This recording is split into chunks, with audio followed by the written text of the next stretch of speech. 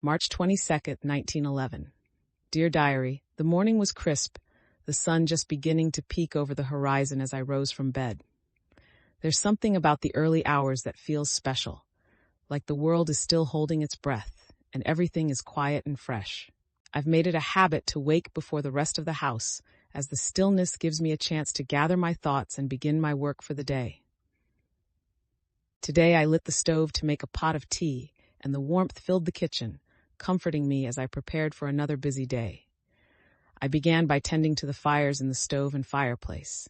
We are still using coal, and while I know it's not the cleanest, it gets the job done. The house is small but cozy. 2 bedrooms, a parlor, a kitchen, and a modest dining room. I keep it clean, of course, though it feels like the work never truly ends. The dust gathers so quickly, especially with the windows open to let in the fresh spring air. It's a never-ending cycle of sweeping and polishing, but I suppose that's the lot of a homemaker, isn't it? The children are still asleep. I love this quiet time before the noise of the day begins. Once they're up, the house will be filled with the usual bustle, breakfast preparations, getting them ready for school, and all the little tasks that fill a mother's day. William, my eldest, is 12 now, and he's beginning to help more around the house. He's so good at chopping wood for the fire, and he's growing so quickly. Then there's Clara, just 7, full of energy and mischief, always asking questions and never sitting still. I adore her, though I must admit her boundless energy can be exhausting. After breakfast, I spent the morning tending to the laundry.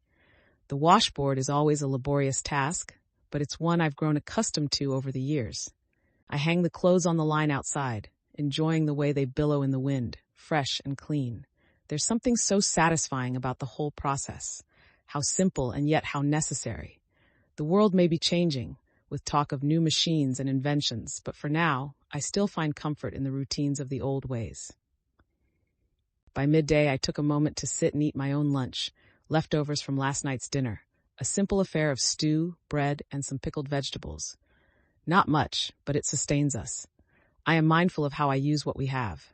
The cost of living is rising, and though my husband Charles works hard as a blacksmith, we are mindful of every penny. There is always work to be done, and we are careful not to waste anything. I sometimes think about the future and wonder what it will hold. With the world moving toward new technologies, I wonder if my children will grow up in a world I cannot yet imagine.